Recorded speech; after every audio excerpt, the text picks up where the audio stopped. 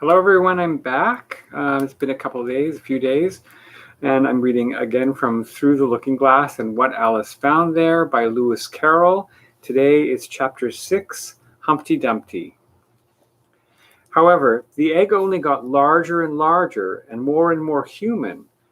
When she had come within a few yards of it, she saw it had eyes and a nose and mouth, and when she had come close to it, she saw it clearly that it was Humpty Dumpty himself.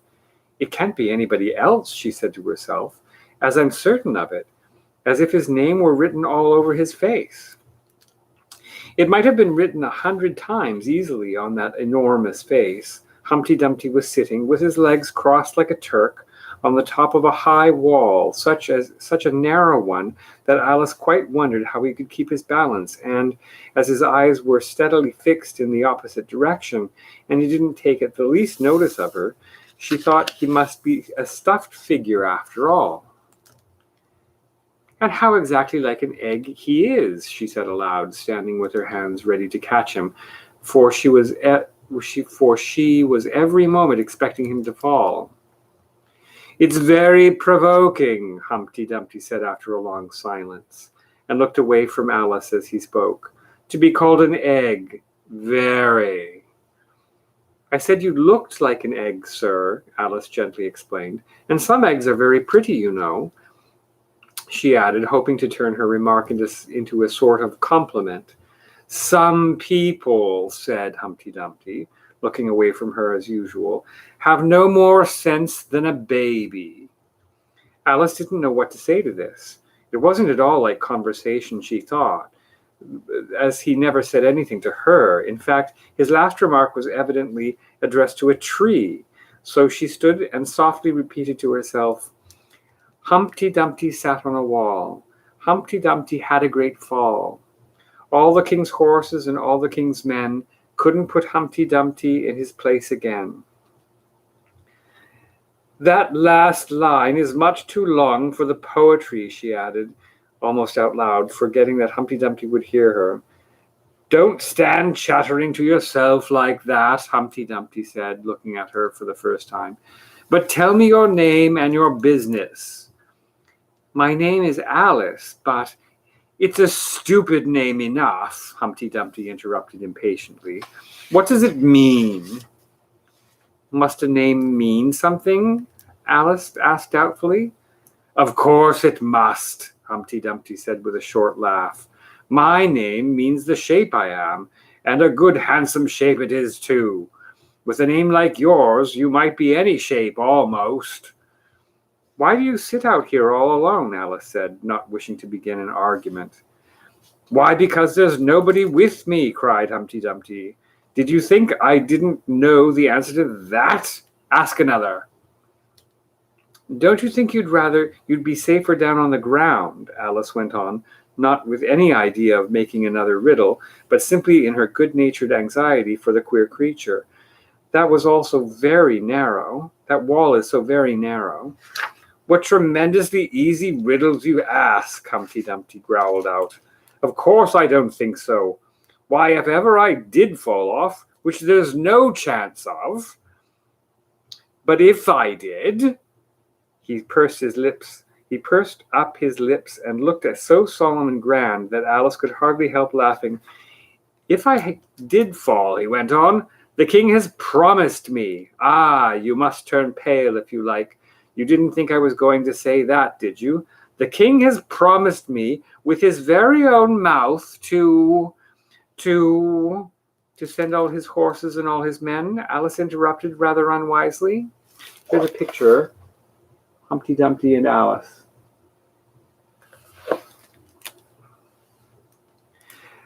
Now I declare that's too bad, Humpty Dumpty cried, breaking into a sudden passion. You've been listening at doors and behind trees and down chimneys, or you couldn't have known it. I haven't indeed, Alice said very gently. It's in a book. Ah, well, they may write such things in a book, Humpty Dumpty said in a calmer tone. That's what you call a history of England, that is. Now take a good look at me. I'm one that has spoken to a king, I am. Mayhap you'll never see such another. And to show you I'm not proud, You may shake hands with me." And he grinned almost from ear to ear as he leant forwards, and as nearly as possible fell off the wall in doing so, and offered Alice his hand. She watched him a little anxiously as she shook it. If he smiled much more, the ends of his mouth might meet behind, she thought, and then I don't know what would happen to his head. I'm afraid it would come off. "Yes, all his horses and all his men," Humpty Dumpty went on. "They'd pick me up again in a minute, they would. However, this conversation is going on a little too fast. Let's go back to the last remark but one." "I'm afraid I can't quite remember it," Alice said quite very politely. "In that case, we start afresh," said Humpty Dumpty, "and it's my turn to choose a subject." He talks about it just as if it was a game, thought Alice. "So here's a question for you. How old did you say you were?" Alice made a short calculation and said, 7 years and 6 months. "Wrong!" Humpty Dumpty exclaimed triumphantly. "You never said a word like it." "I thought you meant, how old are you?" Alice explained. "If I'd meant that, I'd have said it," said Humpty Dumpty. Alice didn't want to begin another argument, so she said nothing. 7 years and 6 months, Humpty Dumpty repeated thoughtfully. "And an uncomfortable sort of age. Now, if you'd asked my advice, I'd have said, leave off at 7, but it's too late now."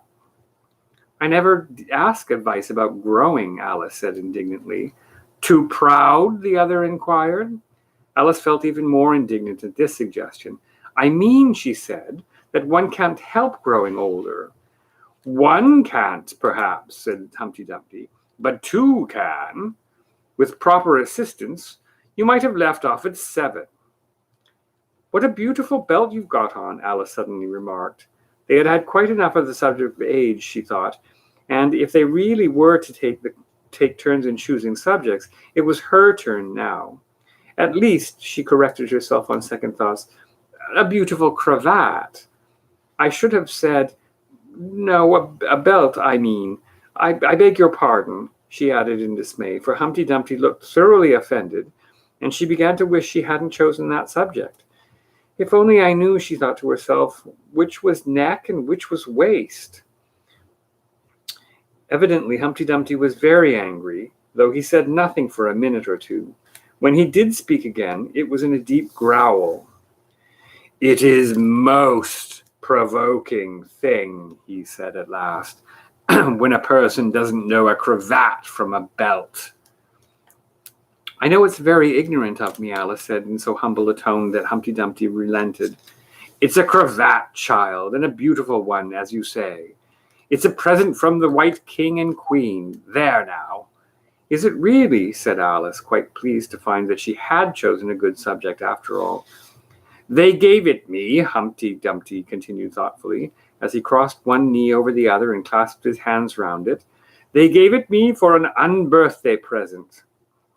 "I beg your pardon?" Alice said with a puzzled air. "I'm not offended," said Humpty Dumpty. "I mean, what is an unbirthday present?" "A present given when it isn't your birthday, of course." Alice considered a little. "I like birthday presents best," she said. "You don't know what you're talking about," cried Humpty Dumpty. Sorry. "How many days are there in a year?" 365, said Alice. "And how many birthdays have you?" 1. "And if you take 1 from 365, what remains?" 364, of course. Humpty Dumpty looked doubtful. "I'd rather see that done on paper," he said. Alice couldn't help smiling as she took out her memorandum book and worked the sum for him. 365 minus 1 equals 364. Humpty Dumpty took the book and looked at it carefully. "That seems to be done right," he began. "You're holding it upside down," Alice interrupted. "To be sure I was," Humpty Dumpty said gaily as she turned it round for him. "I thought it looked a little queer.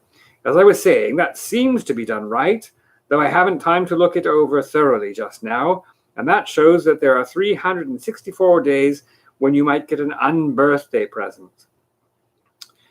Certainly, said Alice. And only one for your birthday presents, you know. There's glory for you.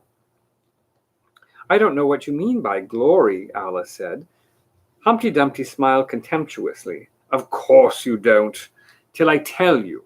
I meant there's a nice knockdown argument for you. But glory doesn't mean a nice knockdown argument, Alice objected. When I use a word, Humpty Dumpty said in a rather scornful tone, it means just what I choose it to mean, neither more nor less.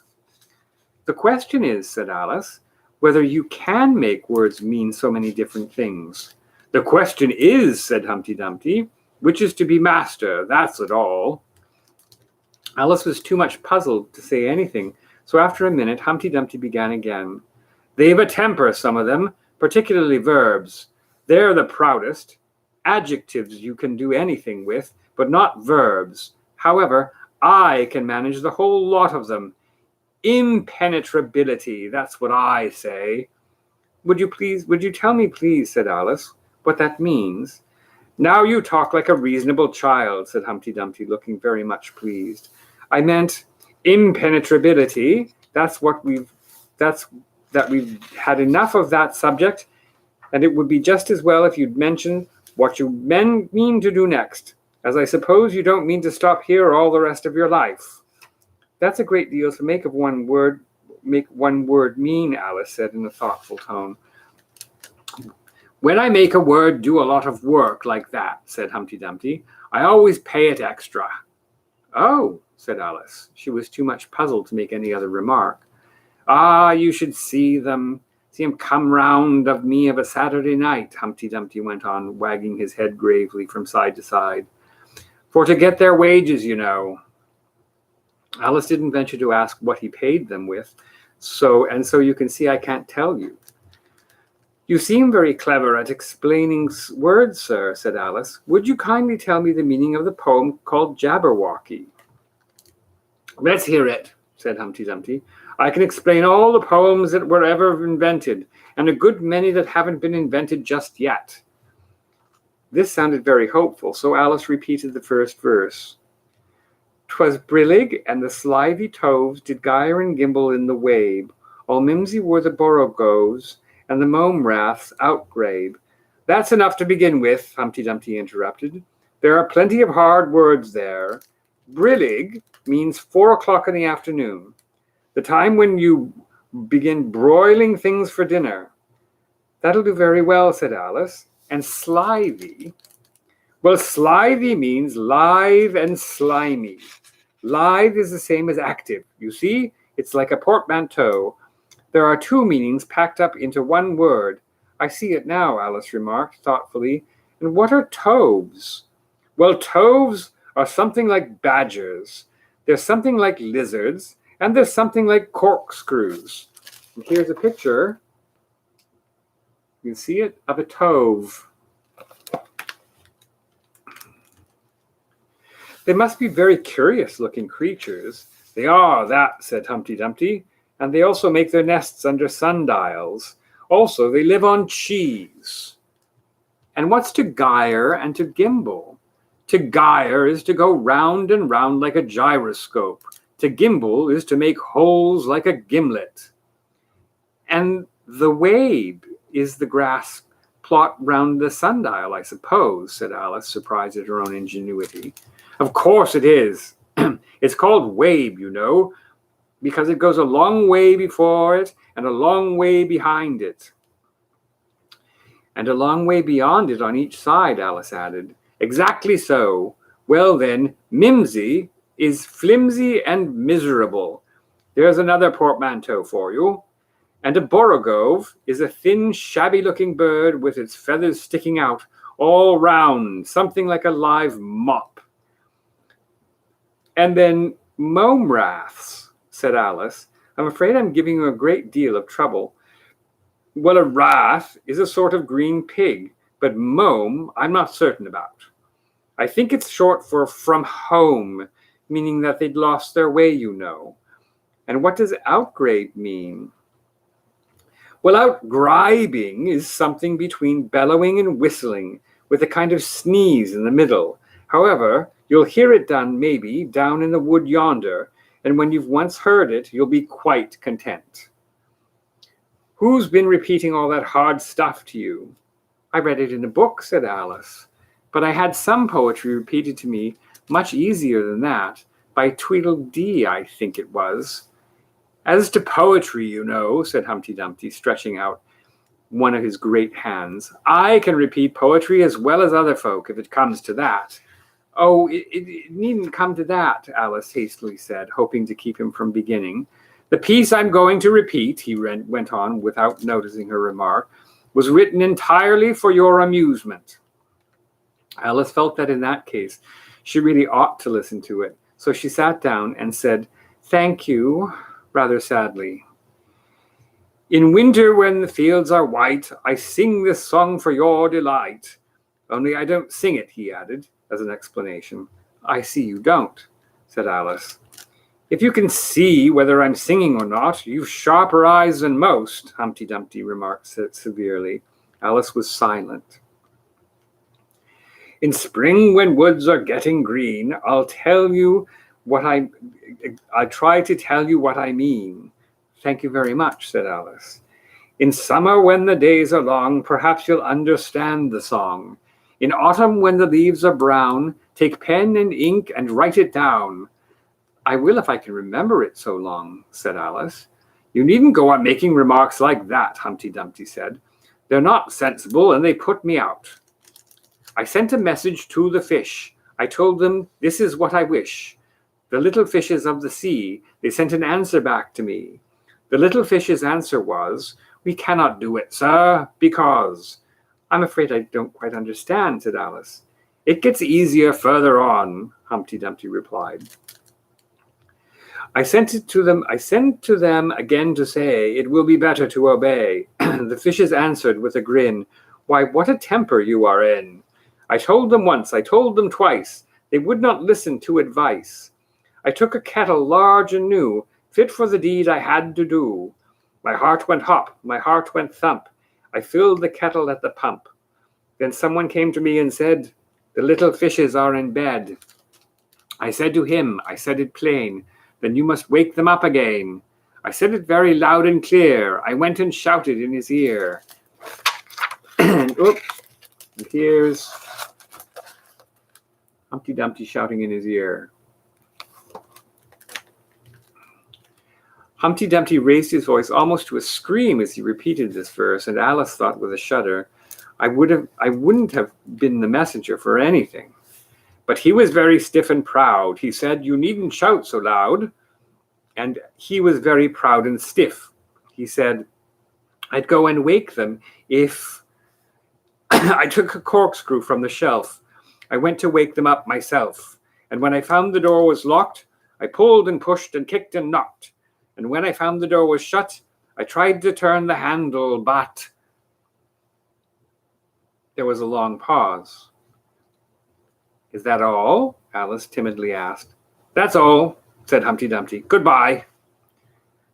This was rather sudden, Alice thought, but after such a very strong hint that she ought to be going, she felt that it would be hardly civil to say. So she got up and held out her hand. Goodbye till we meet again, she said as cheerfully as she could.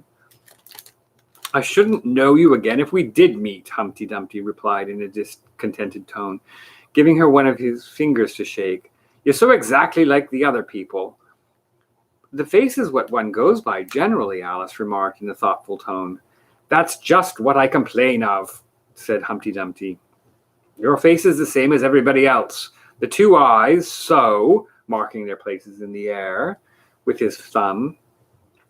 Nose in the middle, mouth underneath. It's always the same. Now, if you had the two eyes on the same side of the nose, for instance, or the mouth at the top, that would be some help. It wouldn't look very nice, Alice objected, but Humpty Dumpty only shut his eyes and said, wait till you've tried. Alice waited a minute to see if he would speak again, but as he never opened his eyes or took any further notice of her, she said, goodbye, once more, and getting no answer to this, She quietly walked away, but she couldn't help saying to herself as she went, "Of all the unsatisfactory," she repeated this aloud, as it was a great comfort to have such a long word to say, "of all the unsatisfactory people I ever met." She never finished the sentence, for at this moment a heavy crash shook the forest from end to end. That's the end of chapter 6. And next time is The Lion and the Unicorn, chapter 7. Hope you enjoyed the reading. Again, if you did, please hit like, and you can always hit subscribe. You can hit the little notification bell if you want to hear when I'm going to be doing new stuff, or if you want notification that I'm reading. And I hope everybody's doing well and doing fine, and we'll see you in a day or two. Take care.